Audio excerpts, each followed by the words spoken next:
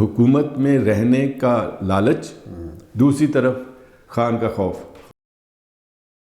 اعوذ باللہ من الشیطان الرجیم، بسم اللہ الرحمن الرحیم۔ ناظرین، آپ کا یاسین لاکسی نیوز کے پروگرام کرنٹ سین میں ہم آپ کو خوش آمدید کہتے ہیں۔ ہمارے ساتھ اسٹوڈیو میں تشریف رکھتے ہیں جبار مفتی صاحب، جو کسی تعارف کے محتاج نہیں ہیں، مجھ سینئر جرنلسٹ ہیں، ہمارے اساتذہ کرام میں سے ہیں، پاکستان کے دفاعی، معاشی، سیاسی پہلوؤں پر گہری نظر رکھتے ہیں۔ ہم بات کریں گے نو منتخب ہونے والی حکومت، خصوصاً وزیر اعظم پاکستان کے حوالے سے، پاکستان کے 24ویں وزیر اعظم شپ کا منتخب ہونے پر۔ السلام علیکم سر۔ جی وعلیکم السلام، کیسے ہیں آپ؟ خیریت؟ جی الحمدللہ۔ سر، شہباز شریف صاحب پاکستان کے 24ویں وزیر اعظم بھاری اکثریت سے منتخب ہو گئے ہیں، تو کیا کہتے ہیں کہ یہ ابھی سابقہ جو پی ڈی ایم گزری، پی ڈی ایم 2، جو ہر آنے والی حکومت میں دعوے تو ہوتے ہیں کہ ہم کپڑے بیچ کر بھی عوام کو ریلیف دیں گے، ہم یہ کریں گے، دعوے اب بھی اسی تسلسل کا شکار ہے۔ حقیقی معنوں میں عوام کو ریلیف، معیشت کی بحالی سب سے بڑا جو چیلنج ہے، اور ہماری آزاد خارجہ پالیسی، کیا شہباز شریف صاحب، جن پر امریکہ کا لیبل بھی ہے، وہ یہ سب کچھ کر پائیں گے؟ بسم اللہ الرحمن الرحیم۔ پہلی بات تو یہ ہے کہ جو انتخابی عمل تھا نئی حکومت کے بننے کے حوالے سے، جی وہ آج مکمل ہو گیا، خدا کر کے مکمل ہو گیا۔ یہ ایک لحاظ سے ہمارے ملک کی تاریخ کا ایک اچھا باب ہے۔ جی، خوش آئند پہلے کہ اب جو معاملات ہیں وہ منتخب ایوانوں کے ذریعے آگے چلیں گے۔ جی بالکل ایسی ہے۔ دوسری بات یہ ہے کہ کوئی اس میں ابہام نہیں ہے۔ جی 201 ووٹ لے کے وہ کامیاب ہوئے ہیں، جبکہ ان کے مد مقابل صدر ایوب خان مرحوم کے پوتے اور گوہر ایوب صاحب کے بیٹے، جو ان کو ملے 92 ووٹ، 92۔ عمر ایوب کو 92 ووٹ ملے۔ جی بالکل۔ تو اس لحاظ سے یہ ایک واضح فرق ہے، اس میں کوئی یہ نہیں ہے کہ جی 2-4 ووٹوں کی ہیرا پھیری ہو گئی، جیسے پھر الزام لگتا ہے کہ دھاندلی ہو گئی، تو وہ نزدیک بھی نہیں ہے۔ اس لحاظ سے بھی یہ پہلو بھی باعث اطمینان ہے۔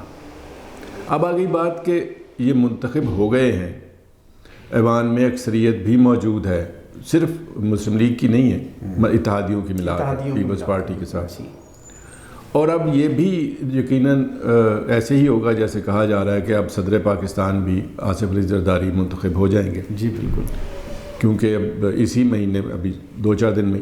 جی تو جب ایک حکومت بن جائے گی، اس کو آپ پی ڈی ایم 2 کہیں، جو بھی نام لے دیں، وہ اتحادیوں کی ایک حکومت ہوگی۔ جی بالکل۔ عام طور پر تھرڈ ورلڈ میں، تیسری دنیا میں یہ بدقسمتی رہی ہے کہ یہاں اتحادی حکومتیں زیادہ عرصہ نہیں چلتی۔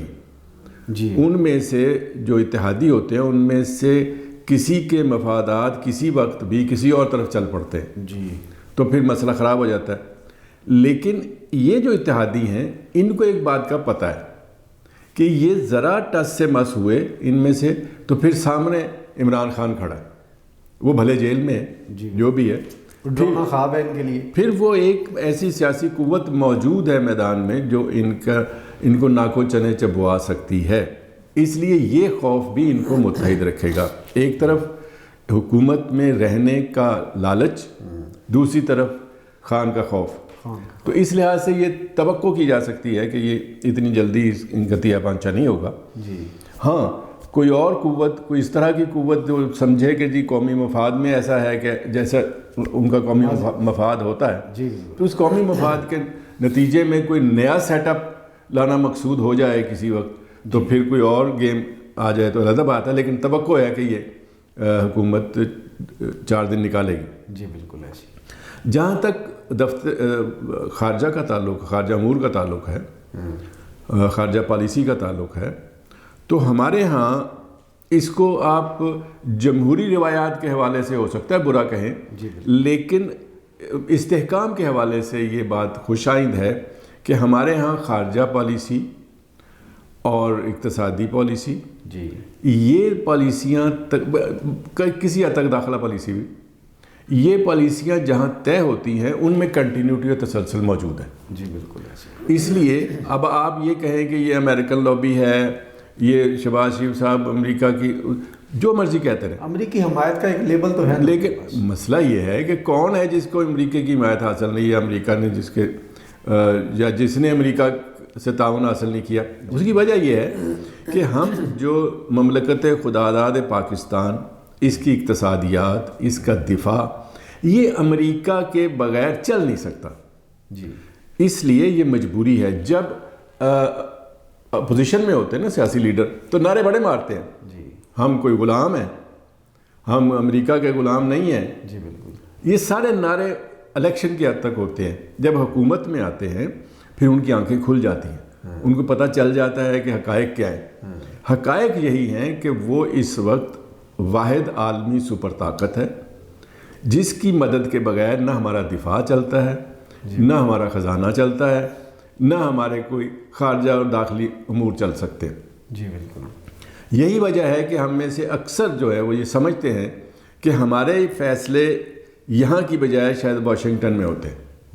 اور اس میں اس حد تک تو درست ہے کہ ہر طاقت جو ہے وہ اپنا مفاد ہر جگہ مد نظر رکھتی ہے, اور ان کو ایک 22-24 کروڑ کا ملک ہے, وہ اس کو اس مخالف لابی میں جاتا وہ بھی نہیں دیکھ سکتے. انہوں نے اپنی گرفت مضبوط رکھنی ہے.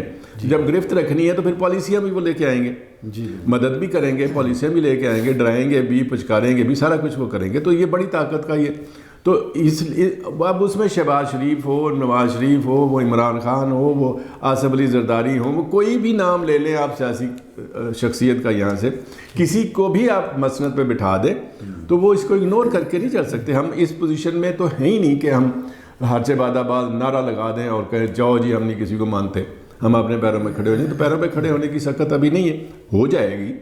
تو دوسری بات جو آپ کہتے ہیں کہ آپ نے آزاد خارجہ پالیسی اختیار کرنی ہے, تو پھر آپ کو اقتصادی طور پر بھی مضبوط ہونا پڑے گا. جب اقتصادی طور پر آپ مضبوط یہ سوچ کے پالیسیاں بنائیں گے کہ اقتصادی طور پر ہم نے ان دی لانگ رن, تو پھر ڈنگ ٹپاؤ پروگرام نہیں چلے گا, پھر نہیں چلے گا. پھر آپ کو ایک مستقل پالیسی بنانی پڑے گی اور پھر مشکل فیصلے کرنے پڑیں گے. اب آپ دیکھیں نا, آپ ایک سبسڈی کم کرتے ہو ساری قوم کی چیخیں نکل جاتی ہیں. جی بالکل. گیس کی سبسڈی کم کر دیں, چیخیں. بجلی کی سبسڈی کم کر دیں, چیخیں. اور یہ جو سبسڈی ہے اس کے بغیر گزارا نہیں ہے. اور اس کو کم ہم کیوں کر رہے ہیں؟ وہ کم اس لیے نہیں کر رہے کہ ہم نے کوئی مستقل قسم کی پالیسی بنانے کا از خود فیصلہ کر لیا. وہ اس لیے کہ IMF ہمیں قرضہ نہیں دیتا. وہ کہتے ہیں جی اپنے پیروں پہ تو کھڑے ہوں, پیسے اب ہم سے لیتے ہیں اور عیاشی کٹتے ہیں آپ خود.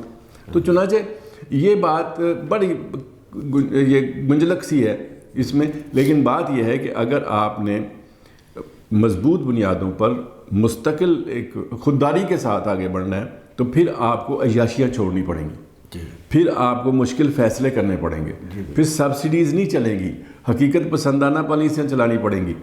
تو چنانچہ اگر اس کے لیے قوم تیار ہو جائے تو پھر شاید قیادتوں کو بھی آسانی ہو. اب تو اس خوف سے سبسڈی کوئی نہیں واپس کرتا کہ ہم تو ان پاپولر ہو جائیں گے, ہم تو گئے سیاست سے باہر کیونکہ ووٹ لے کے آنا, تو ووٹ عوام نے دینے ہیں, عوام کو خوش رکھیں گے.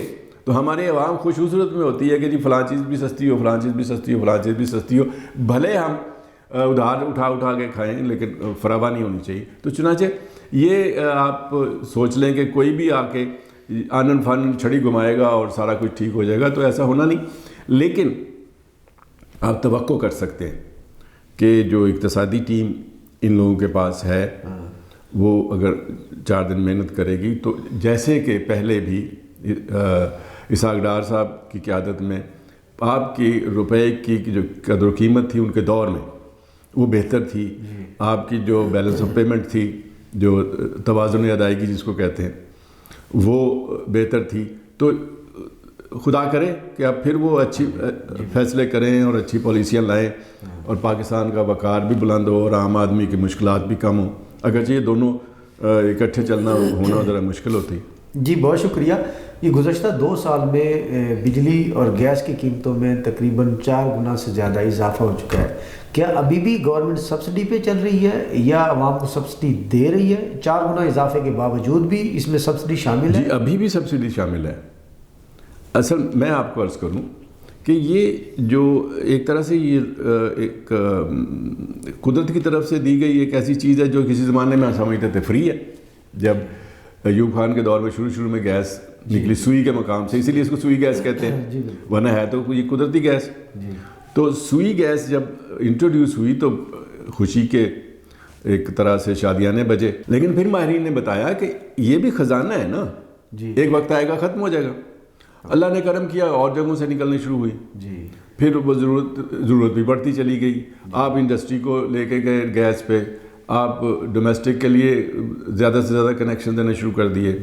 आप जो बिजली के कारखाने हैं, बिजली बनाने के लिए भी आपने गैस इस्तेमाल करना शुरू कर दी, टेक्सटाइल के भी गैस, तो सारी इंडस्ट्री भी और डोमेस्टिक भी और कमर्शियल भी इस्तेमाल गैस का बढ़ गया।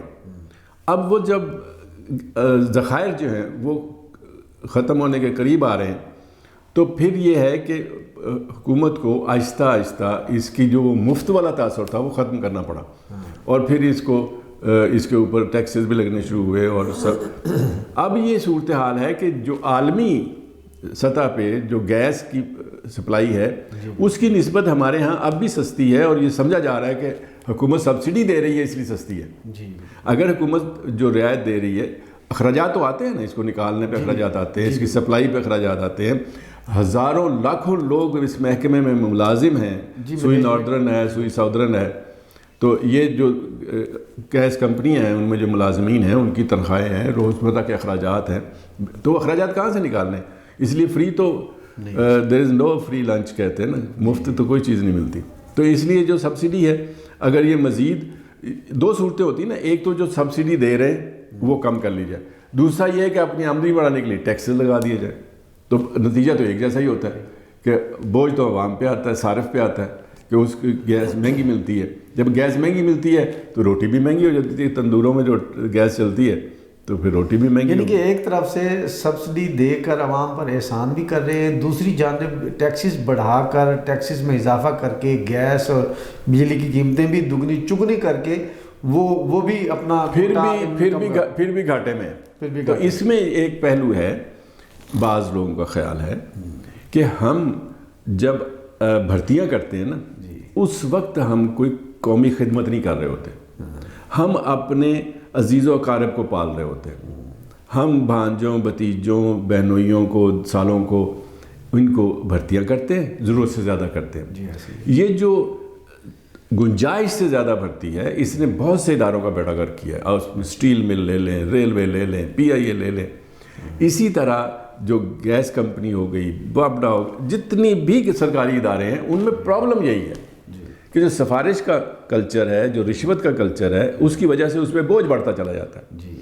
अगर बोझ कम करेंगे तो बेरोज़गारी बढ़ेगी जी, अगर टैक्सेस कम करेंगे तो सरकार का घाटा बढ़ेगा। तो ना घाटे का आप बजट चला सकते हैं, मईशत चला सकते हैं, ना बेरोज़गारी के साथ आप हुकूमत में रह सकते हैं। तो इसलिए ये एक बड़ा गुंजलक सा, जैसे मैंने पहले अर्ज़ किया, ये मामला है, इसको बड़ी हिकमत के साथ कि कौमी ख़जाने में भी बोझ ना आए, अवाम भी खुशहाली महसूस करे और सुख का सांस ले। तो ये माहिर इक़्तिसादियात ही इसको टैकल कर सकते हैं। अब चूँकि उनको कॉन्फिडेंस मिल गया है, इतमाद मिल गया है, अब हो सकता है कुछ मुश्किल फ़ैसले करके वो मईशत को संभाला दे लें। जी बहुत शुक्रिया। इत्तेहादी जो हुकूमत है उसके पास भरपूर बैक सपोर्ट होती है, 13-14 जमातें, मुल्की आलमोस्ट जमातें माँ सिवाय 1-2 की उनके साथ है। किसी भी किस्म की आज़ाद खारजा पॉलिसी बनाने के लिए जो कौमी सतह पर, मुल्की सतह पर उनको सियासी जमातों की बैक सपोर्ट होती है, जो भी डिसीजन ले रहे होते हैं, तो वो गवर्नमेंट यकीनन कमज़ोर नहीं होती। तो इस गवर्नमेंट से हम ये उम्मीद लगा सकते हैं कि आज़ाद खारजा पॉलिसी बनाने में इनको मुल्की लेवल पे और जो हमारी फॉरेन पॉलिसी के हवाले से बैक सपोर्ट भरपूर अगर लेना चाहे, तो जो हमारे मुश्किल फ़ैसले हैं आज़ाद पॉलिसी के लेना चाहें, अगर ना लेना चाहें तो इसका मतलब है कि फिर वो लेना नहीं चाहते, जैसा गुज़श्ता 3 दिहाइयों से हो रहा है।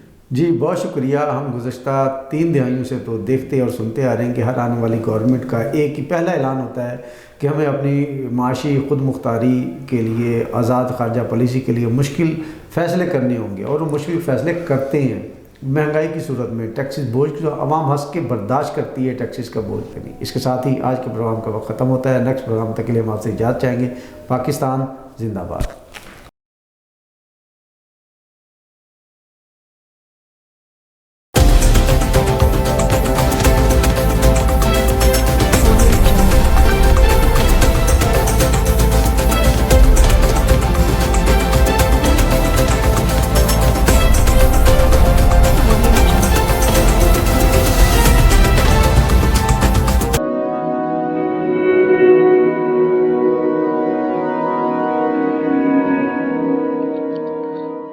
رزق اللہ کے ہاتھ میں ہے، اور کبھی کبھی رزاق رزق کی تقسیم کا اعزاز ان لوگوں کو بھی عطا فرما دیتا ہے کہ جو حالات کی کڑی دھوپ میں شجرے سایہ دار ہوتے ہیں۔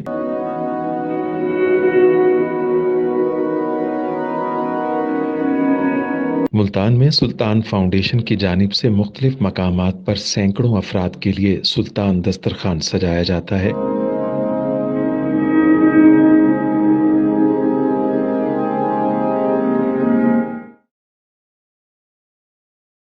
ہر انسان سلطان دسترخوان کا مہمان بنتا ہے۔ بلا شبہ سلطان فاؤنڈیشن انسانیت کا قابل فخر سرمایہ ہے، اور بھلے ہی ایسے ادارے ہوں یا افراد، وہ غربت و افلاس کے سلگتے صحرا میں احساس کی چھتریاں بنتے ہیں۔